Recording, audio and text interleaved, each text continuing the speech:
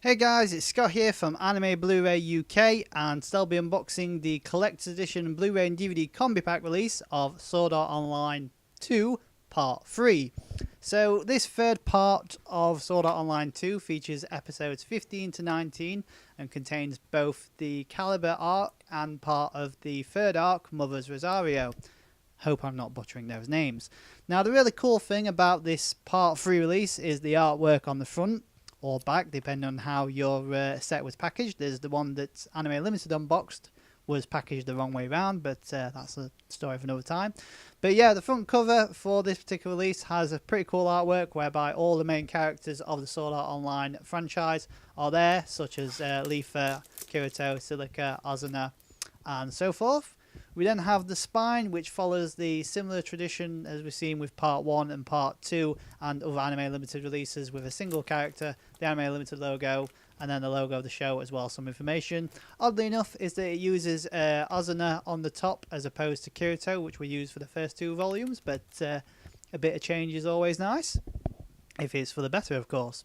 Moving on to the back, we have some additional character artwork, which we'll see later on, which features Azuna and new character Yuki. We then have the usual list of information, such as screenshots, synopsis for both story arcs of the series, such as Arc 2 Caliber and Arc 3 Mother's Rosario. And on the right hand side, we have the technical details, such as the DVD ratio, Blu-ray, English audio language options, and so forth. At the bottom, which we don't see because I forgot to show it, is a content list of what's included on the inside of the discs, as well as a mention that you get a booklet, which once again I believe is about 52 pages long. Now, as you can see at the top, it has the Sword Art Online 2 logo and mentions Collector's Edition Part 3 and 4 and the Anime Limited logo. In a sense, this part at the top is the only part where Anime Limited put any type of information on the box itself, which follows suit with, or suite, with the other two releases and hopefully the fourth release, which we'll hopefully unbox in another video. But like I mentioned in our part 2 unboxing, my advice was to open it up from the top so that you could slide the packaging out if you wanted to keep the sticker, as the sticker with all the information in is just attached to the cellophane wrapper.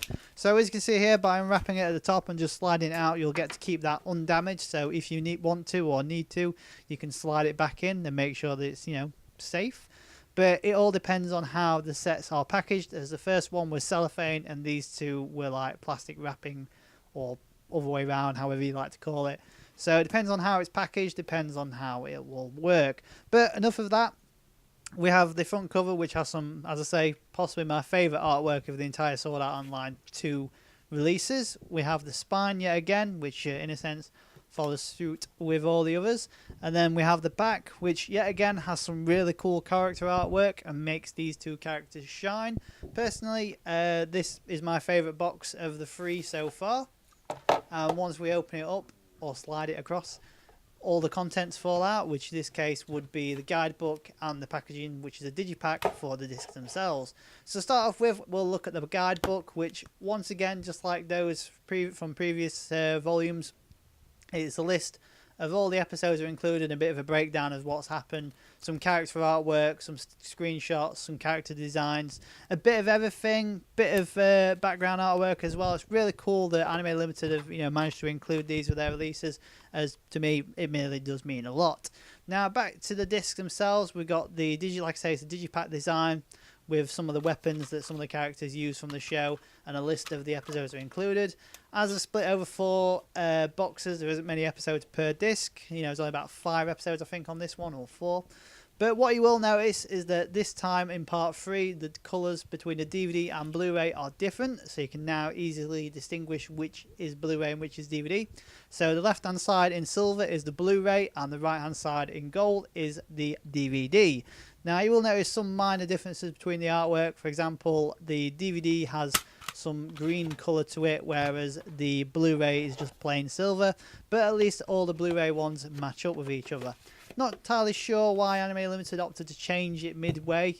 I personally would have preferred if they kept it all the way through rather than change it, but I guess that's a question we'll never know. And just like all the other releases we've done so far, if you've got the Part 1 collector's box, you can slot this one into it and it'll look just like that. So that's what you can expect from Sword Art Online 2 Part 3, which is now available.